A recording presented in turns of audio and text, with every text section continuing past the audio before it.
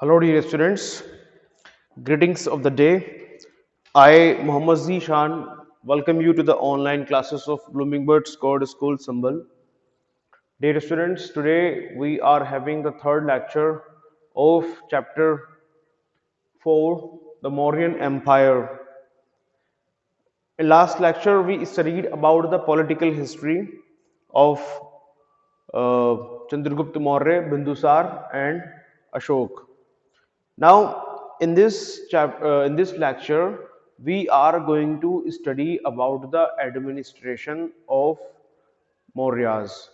This topic is very important, and I think the question will be asked from this topic only. Okay, because the political history has been removed, and only the Mauryan administration as well as sources of Mauryan histories are left in your syllabus. Although I have made a video, okay, last video was regarding political history, the removed from the removed syllabus, right? So you have to watch that video for making a proper understanding of the proceedings topics. Okay, so now we are going to study about the administration, means how the Mauryas used to administer and control their entire area, entire territory, how they used to govern the entire territory, into which parts, how many parts or provinces they divided their territory, and how the provinces were divided in districts for the proper administration of the territory, right? Whether they were having central administration or provincial administration was also there.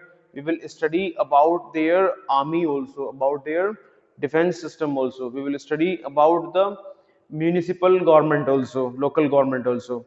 Okay, so first of all, when we start Mauryan administration, we will study that the administration of Mauryas was of pan-Indian character. Pan-Indian character means all Indian character. Means these were the people, okay, the Mauryas brought entire India from Kabul, Kandahar, Balochistan, right? And then the northern province, okay, and Bihar, Bengal, right? Central provinces till Mysore. They brought entire area under their control. Means these vast land was being ruled by only one ruler under the umbrella of one rule, right? So it got united and it became what of pan India character, all India character. Now what was the advantage of this? All small territories or kingdoms were destroyed and were annexed or conquered, and after that the empire became so strong to defeat or to bear the foreign invasions, okay, and it also gave uh, a name to name of the land, spread name of the land to other foreign lands by establishing the trade relations with foreign countries. Okay, so that was that. Now we will study administration. The administration was more or less constituted at the time of means the structure of administration I'm talking about. The structure of administration, the basic structure was constituted at the time of Chandragupta Maurya by Chanakya. Okay, so he it was framed, and at the time of Ashoka, few changes were made in central administration's position of Mahamatras, okay, or governors were appointed for the welfare of position of Mahamatras was created for the welfare of people by Ashoka. So we will study about the administration. So when we study about the administration of Mauryas, we study about the central administration, central government. We can divide it into central as well as provincial administration. So in central administration, the entire territory, the whole empire was controlled by king. King was the ultimate and the ultimate ruler, most powerful person in the entire empire. Okay. Then the king was assisted by Mantri Parishad. One council of minister was there. In that council of minister, there was Yuvraj, there was Prohit. Prohit means the royal priest, and there was Senapati. Senapati means the head of the army, right, or general of the army. Then Amatyas or secretaries were there. Then Sannidhata, the tax collectors. Sannidhata was there. Okay, Sannidhata was the head treasurer. He was head treasurer. Khajanchi.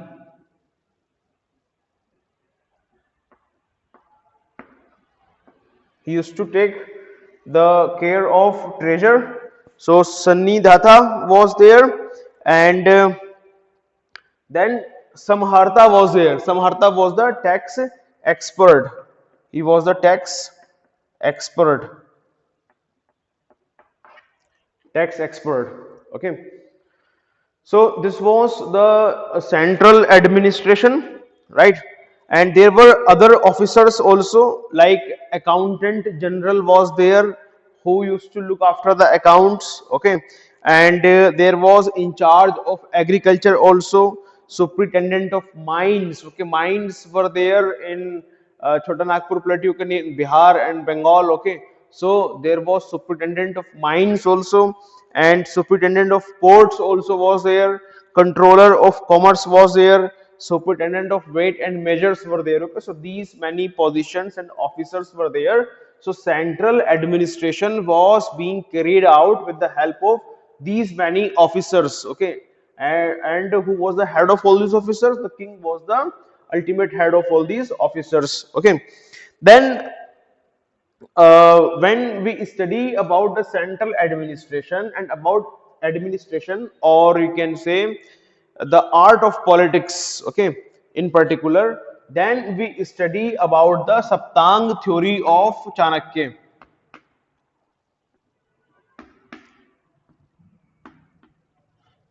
Chanakya told that there are the three elements or three ang, okay, of rule, right? Which a ruler rule. Okay, Saptang theory of uh, state. Saptang theory of state. So what are the seven organs or seven element of state? The first element is there should be a king, right? Then second, there should be amatya, उसका सहायक होना चाहिए, right? And then third, there should be a durg, right? Durg means he should have a fort. Okay, and then fourth, what he should have? He should have Saptang theory state Raja, Janpad, Amatya, Janpad, Durg and Kosh. Means he should have his Janpad. Janpad means the state. Janpad, Durg, Kosh. Kosh means money to rule. Okay, and sixth should be the Sena, and seventh should be the Mitra. So these are the seven organs or elements of state. Means what state is composed of? So state is composed of a king. There should be a king, and there should be his sahayaks, assistants or amatyas. Okay, in the form of ministers and generals. Okay, and there should be his kingdom. Okay, Janpad, and then he should have a fort, Durg. Then he should have treasure, money, kosh. Okay, for governing entire state. Okay, and then he should have a sena, army. Okay, military, getting, and then last he should also have some friends. Okay, to defend or protect him in the hours of need. Okay, while he is attacked by the other rulers, right? Getting or not? So these were the seven basic elements of state Saptang theory given by Chanakya, Kautilya or Vishnugupta. Okay. So we have studied about the pan-Indian character of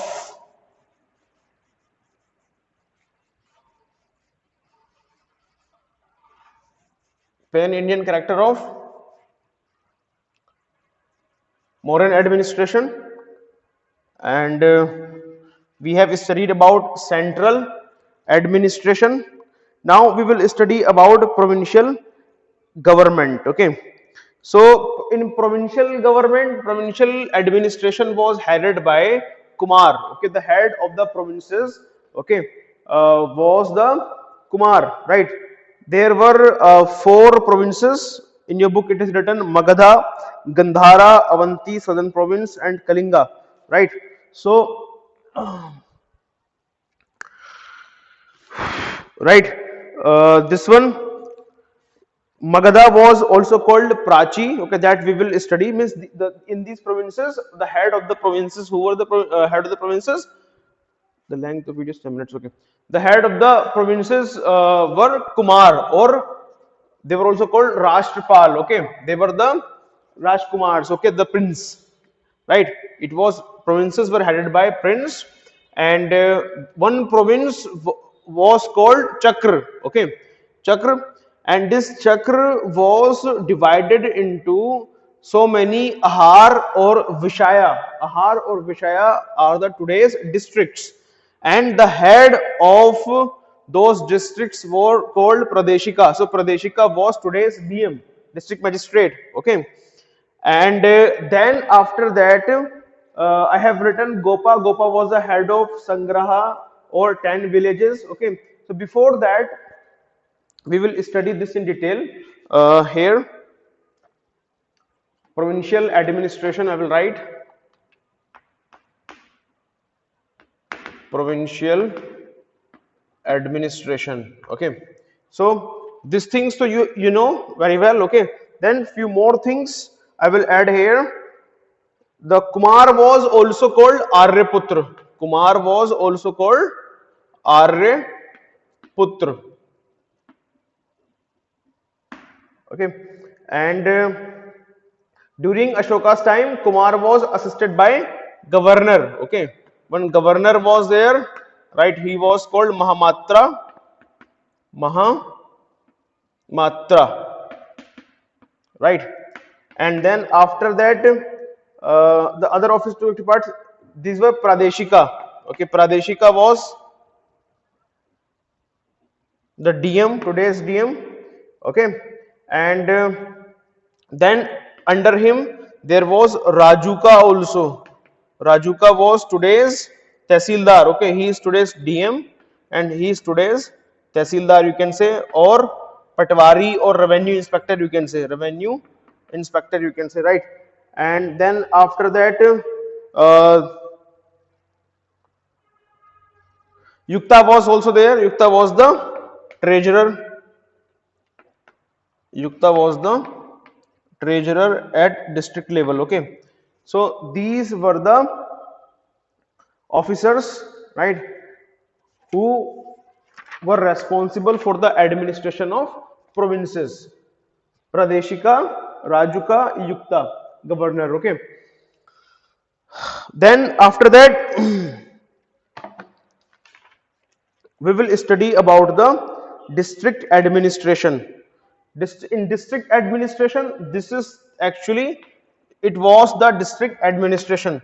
One district's head was appointed and he was called Pradeshika or DM, and under him Rajuka and Yuktas used to help him in the administration of the district, right? And now we will study about the municipal administration, right, or administration of cities. So in cities, Nagar Adhyaksh or Nagarak were appointed as the president of the cities, right? They were the head of the cities, right? And now there was a committee of 30 members, okay, who used to look after the welfare or management of these cities, right?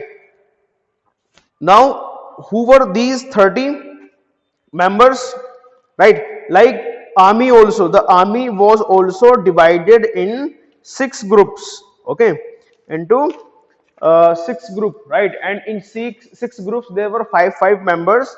Okay, and these groups were infantry, cavalry, navy. Okay, like this, right? So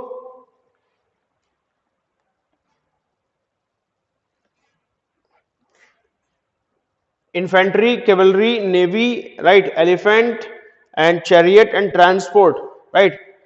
In every group there were 5 members, 5 and 5, okay. So these 30 members were the head of these 6 organs, right. So army was divided into 6 organs, and each organ was headed by 5 members, a council of 5 members, okay.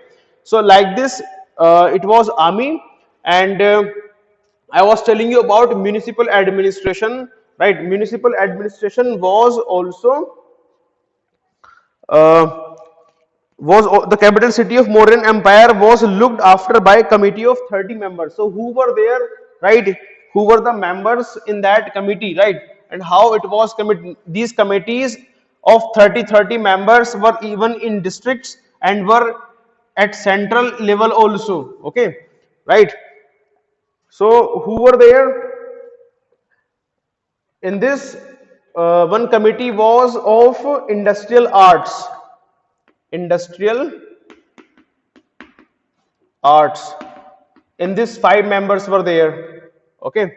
Then second committee was there of entertainment of foreigners. Entertainment of foreigners. And third committee was of registration of deaths and births. Deaths and birth, right. Likewise, fourth was of trade and commerce, and fifth was public sale manufactured goods, okay. Manufactured, public sale manufactured goods. And sixth was collection of taxes, okay.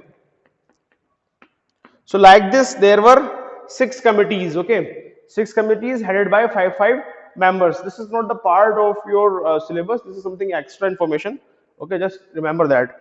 Then after that, they were having a very efficient spy system, okay. And their spies were called Gulpurush. Detectives were called Gulpurush. So there were 2 types of Gulpurush or detectives. One was Samsthanik or stationary, and another was Sanchari or wandering, okay. So that was all about the administration of Mauryas. Now we will study about the Ashoka's Dhamma. Ashoka's Dhamma. So after the Kaling war, Ashoka's heart got changed and he left the policy of conquest and he accepted the policy of Dhamma, right? And he framed certain moral obligations, right? This Dhamma was not basically a religion or a sect, but it was a set of moral obligations, okay, moral obligations or good things, okay, like respect to elders and love to children. This is good thing, okay. It can be accepted by all religions, right. Ahimsa, that's also a good thing. It can be accepted by all religions, right. Good deeds, it is also right. Good deeds or good karma would give happiness to men in the next birth, right. So everybody want to do good work. Every religion advocates good work and good deeds, right. He taught people to respect all religion. All religions teach their followers to respect other religions, okay. That is also a good thing which would have been accepted by most of the people, right. And he disapproved empty rituals. So empty rituals are disapproved by other peoples also, getting or not. So like this, these were the set of moral obligations which means to which nobody denied, okay. Everybody accepted that happily because these were the good things, okay. So instead of waging war on the foreign lands or nearby states, he started waging these moral obligations, and indirectly he established his supremacy on the states, those who were accepting his Dhamma policy, okay. So he expanded his empire not by conquesting or fighting, but by spreading his Dhamma, right. He establish his superiority or authority by making people follow his dhamma. Getting or not? So, this Dhamma was moral law or common code of conduct or ethical orders. Okay. Now, what was the impact of Dhamma on Ashoka's imperial policy? All people, religious unity was there. People of different religions got united. Okay. Then the moral values, people under the influence of Dhamma started living a moral life. Okay, then as the policy of Ahimsa did have a great moral impact on people, theft, crimes, okay, and other activities, okay, like killings, these were stopped. Okay, so crime came to an end. Then, as the officials, as Ashoka's Dhamma policy denounced the war policy. Okay, so the officials became free and they focused on the welfare of people. So welfare of people took place. Okay, so that was the impact of Ashoka's Dhamma policy, right? Religious unity, moral values, end of crime, and public welfare. These were the four impacts of Ashoka's Dhamma, right? I hope you would have understood about the Mauryans administrations and Ashoka's Dhamma policy. That was all about the fourth chapter we have completed. You should read the chapter and do revisions oftenly. Okay, thank you so much.